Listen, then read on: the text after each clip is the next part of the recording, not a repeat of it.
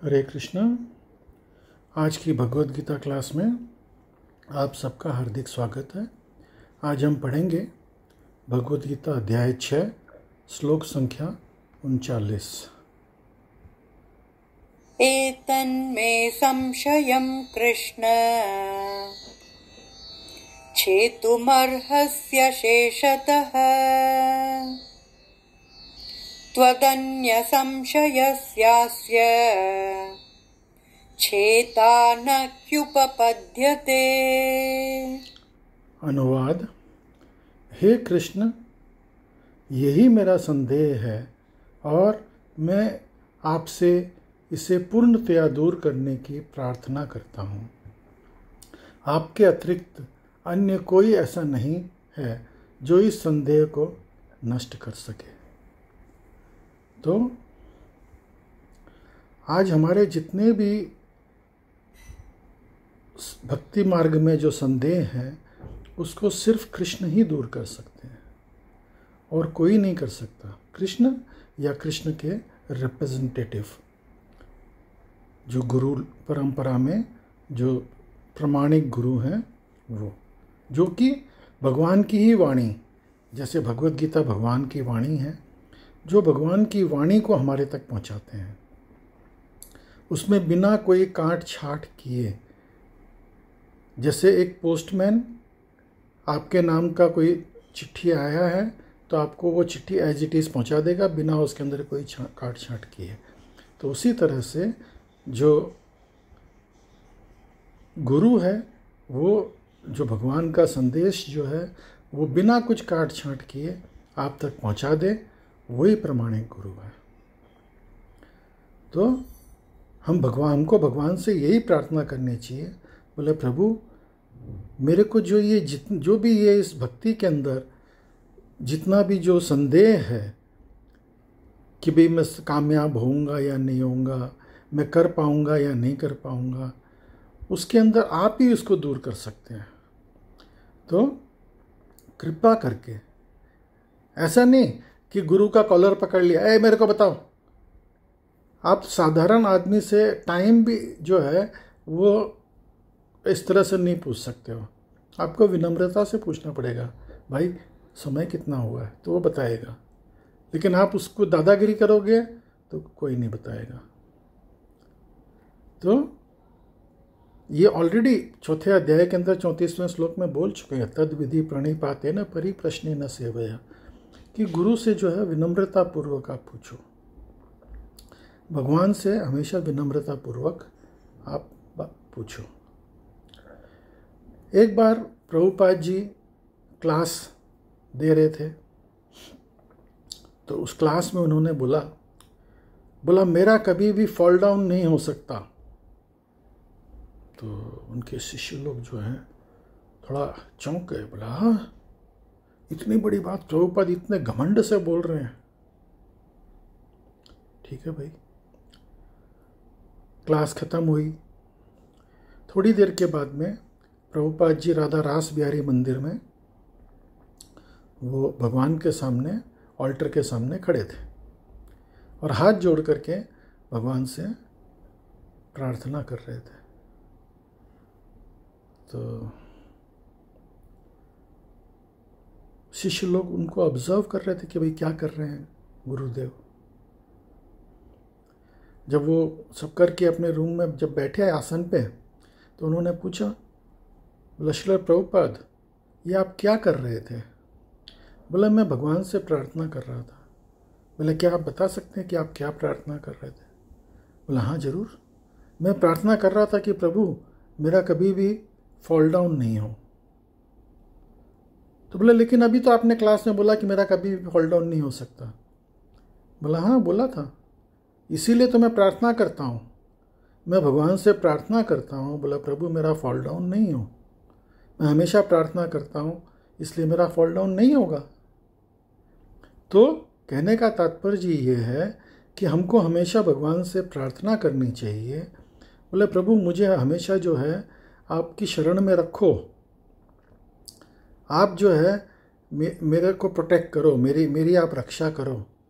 मेरे को आपके चरणों की धूलि में एक कंकड़ के माफिक आप स्थान दे दो, मुझे अपनी सेवा में लगाए रखो।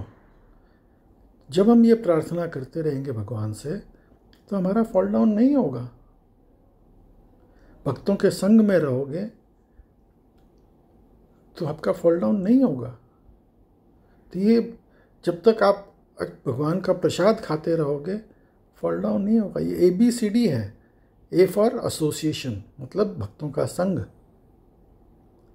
B फॉर बुक्स, किताबें, भगवान की जो शिक्षाएं हैं उसको पढ़ते रहोगे। C फॉर चैंटिंग, जप करते रहोगे। D फॉर डाइट, डाइट भोजन, भगवान का प्रसाद। जब तक आप भगवान का प्रसाद पाते रहोगे आपका फॉल डाउन नहीं होगा। तो ABCD भक्ति का यही है। अगर हम ये ABCD को प्रॉपरली फॉलो करें तो कभी भी हमारा फॉल डाउन नहीं हो सकता। तात्पर्य पढ़ेंगे। कृष्ण भूत, वर्तमान तथा भविष्य के जानने वाले हैं। भगवद गीता के प्रारंभ में भगवान ने कहा है कि सारे जीव वेष्टि रूप में भूतकाल में विद्यमान थे, इस समय विद्यमान हैं और भवबंधन से मुक्त होने पर भविष्य में भी वेष्टि रूप में वो बने रहेंगे। इस प्रकार उन्हें वेष्टि जीव के भविष्य के विषयक प्रश्न का स्पष्टीकरण कर दिया। ये दूसरे अध्याय के 12वें श्लोक में भगवान ने बोला है कि ये जितने भी राजा लोग यहाँ पे युद्ध के लिए इकट्ठे हुए हैं ये पहले भी थे, आज भी हैं और आगे भी रहेंगे। तो हम लोग जो हैं भगवान के अंश हैं, जीव हैं, और हम कभी भी भगवान से एकाकार नहीं हो सकते। जो कि ये मायावादी बोलते हैं वो एकदम गलत बोलते हैं। भगवान ने साफ बोल दिया कि भाई आप हमेशा पहले भी थे, आज भी हो और आगे भी रहोगे। आप मेरे से विभिन्न अंश हो, मेरे ही अंश हो लेकिन मेरे से विभिन्न अंश हो।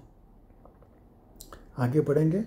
अब अर्जुन असफल योगियों की भविष्य के विषय में जानना चाहता है कि कोई न तो कृष्ण के समान है न ही उनसे बड़ा है। तथाकथित बड़े बड़े ऋषि तथा दार्शनिक जो प्रकृति की कृपा पर निर्भर हैं निश्चय ही उनकी समता नहीं कर सकते। अतः समस्त संदेहों को पूरा उतार पाने के लिए कृष्ण का निर्णय अंतिम तथा पूर्ण है, क्योंकि वे भूत, वर्तमान तथा भविष्य के ज्ञाता हैं किंतु उन्हें कोई भी नहीं जानता। अतः कृष्ण तथा कृष्ण भावना भावित व्यक्ति ही जान सकते हैं कि कौन क्या है। तो भगवान हमारा भूत, भविष्य, वर्तमान सब जानते हैं। तो इसलिए हमको भगवान से ही जिज्ञासा करनी चाहिए। बोला प्रभु मेरा फॉल डाउन नहीं होना चाहिए, मेरे को अपनी सेवा में लगाए रखो आप। यही श्रेष्ठ तरीका है। अगला श्लोक पढ़ेंगे। श्री भगवानुवाच पार्थ नैवेह नामुत्र विनाशस्तस्य विद्यते न हि कल्याणकृत् कश्चिद् दुर्गतिं तात गच्छति। अनुवाद। भगवान ने कहा, हे प्रथापुत्र, कल्याण कार्यों में निरत योगी का न तो इस लोक में और न ही परलोक में ही विनाश होता है। हे मित्र, भलाई करने वाले कभी बुरे से पराजित नहीं होते। तो भगवान साफ बोल रहे हैं कि अच्छा, ये चीज़ भगवान ने भगवद गीता में भी आगे बताया है। कौन्तेय प्रतिजानय न्योमे भक्त प्रणश्यति। आगे चल के भगवान बोलेंगे, बोला अर्जुन जा करके डिक्लेयर कर दो कि मेरे भक्त का कभी विनाश नहीं होगा। अर्जुन ने बोला प्रभु ये तो आप ही बोल सकते हो, मेरे से क्यों बुलवा रहे हो। बोला भाई ऐसा है कि मैंने प्रतिज्ञा करी थी कि मैं शस्त्र नहीं उठाऊंगा, और मेरे भक्त ने भी प्रतिज्ञा करी थी, भीष्म पितामह जो है वो मेरे भक्त हैं, उन्होंने प्रतिज्ञा करी थी कि मैं शस्त्र उठवा के रहूँगा। तो अभी मैंने प्रतिज्ञा क्या करी थी, अगर मैं एक बाप का हूँ तो मैं शस्त्र नहीं उठाऊँगा। अभी मैं कौन सा एक बाप का हूँ? मतलब भगवान तो जन्म लिए ही नहीं है, वैसे वो लीला के लिए उन्होंने अलग अलग लीलाओं में, अलग अलग अवतार में उन्होंने अलग अलग व्यक्ति को अपना पिता बनाया है। तो उनकी कोई बात गलत नहीं है, लेकिन कहने का तात्पर्य ये है वो अपने भक्त की बात पहले रखते हैं। तो भीष्म पितामह ने बोला कि मैं शस्त्र उठवा के रहूँगा। तो भगवान ने जो है वो उन्होंने इतना परेशान किया कि भगवान ने अंत में शस्त्र उठा ही लिया। भीष्म पितामह ने अपने शस्त्र रख दिए, बोला प्रभु आइए, मैं बस इसी का ही वेट कर रहा था, आपके हाथों। फिर भीष्म पितामह उनसे आग्रह करते हैं, बोले प्रभु मैं आपका ये वीर वेश जो है ये मेरे को बहुत पसंद है, तो जब मैं शरीर छोड़ूं तो आप मेरे को इसी वेश में आप मेरे को दर्शन देना। तो भगवान उनकी प्रार्थना सुनते हैं, मानते हैं। और जब भीष्म पंचक जब भीष्म पितामह सूर्य उत्तरायण को जाने के बाद में जब भीष्म पितामह जब मोक्ष प्राप्त करते हैं, अपना शरीर त्यागते हैं, तो भगवान उनके सामने उसी वेश में वीर रस में, माने अलग अलग व्यक्ति, अलग अलग भक्त जो हैं वो अलग अलग रस में भगवान से प्रेम करते हैं। तो भीष्म पितामह वीर रस के प्रेमी थे, तो इसलिए उन्होंने भगवान से इस अलग अलग भक्त हैं, उनकी अलग अलग प्रतिक्रिया है। तात्पर्य पढ़ेंगे।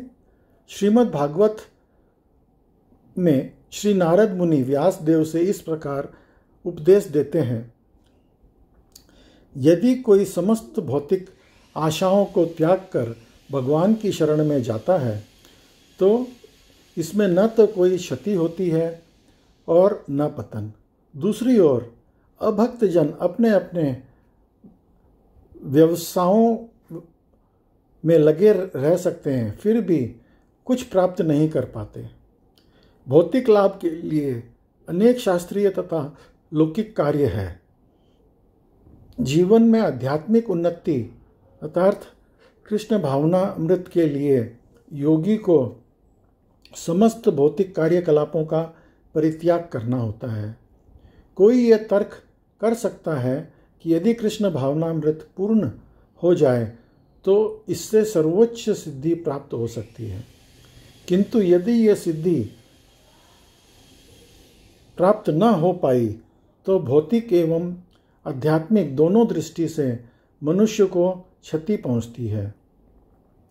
शास्त्रों का आदेश है कि यदि कोई सर्वधर्म का आचरण नहीं करता तो उसे असफलता भोगनी पड़ती है। अतः जो दिव्य कार्यों को ठीक से नहीं कर पाता उसे फल भोगना होता है। भागवत पुराण आश्वस्त करता है कि असफल योगी को चिंता करने की आवश्यकता नहीं है।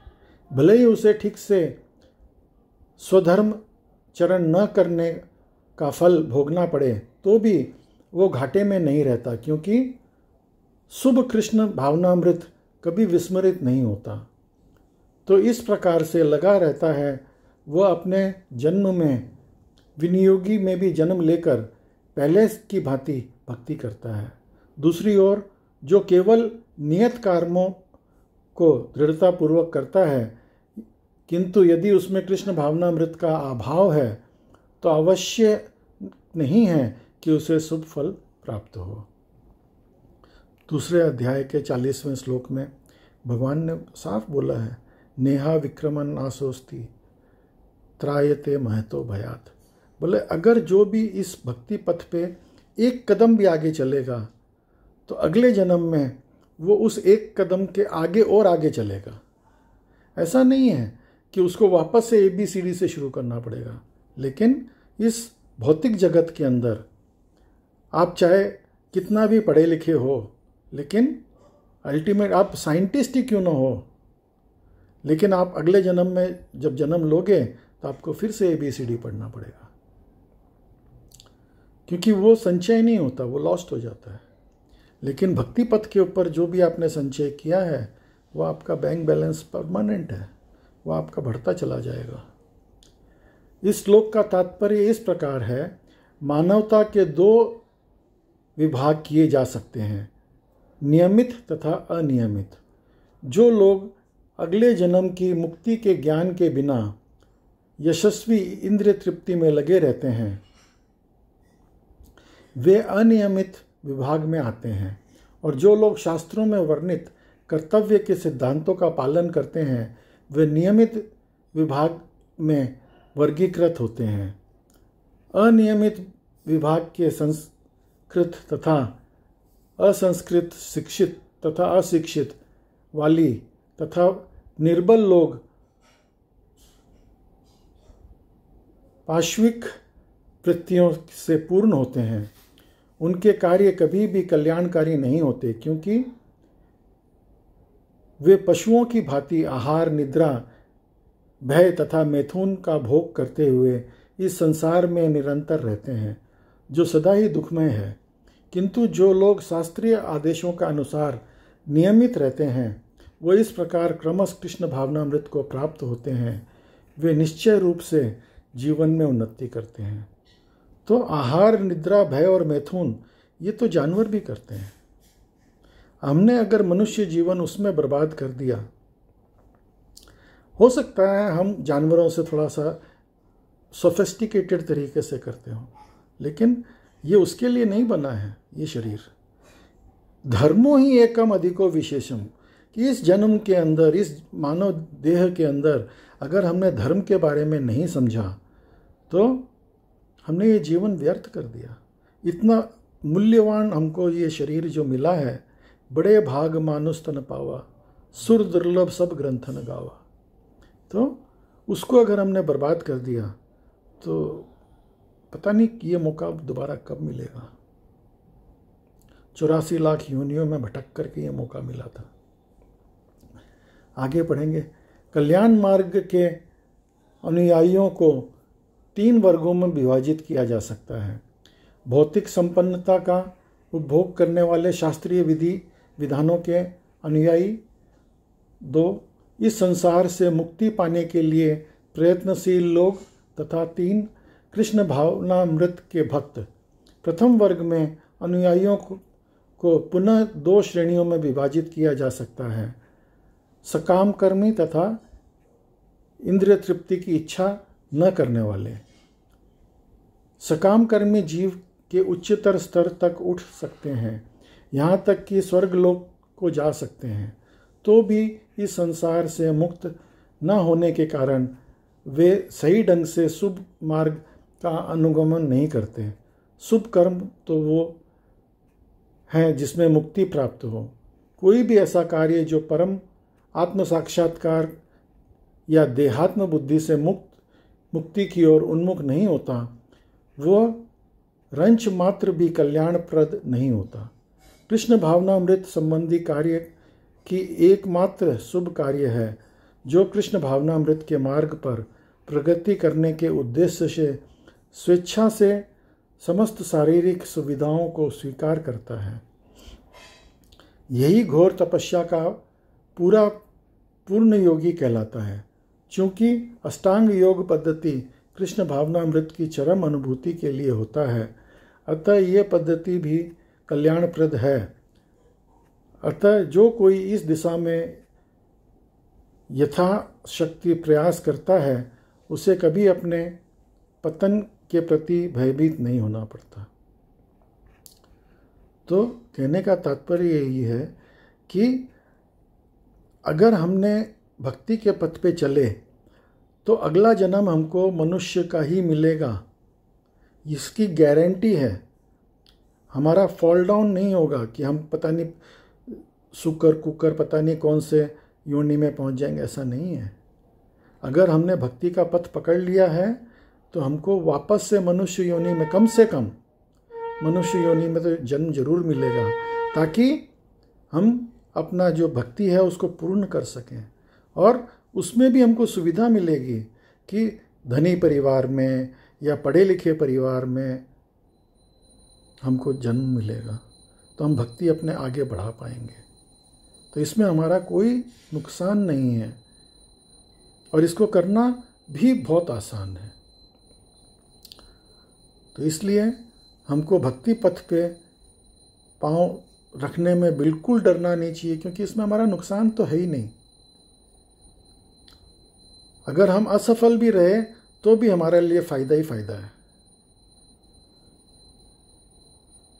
तो आज की क्लास में आप सब सम्मिलित हुए, उसके लिए बहुत बहुत धन्यवाद। हरे कृष्णा।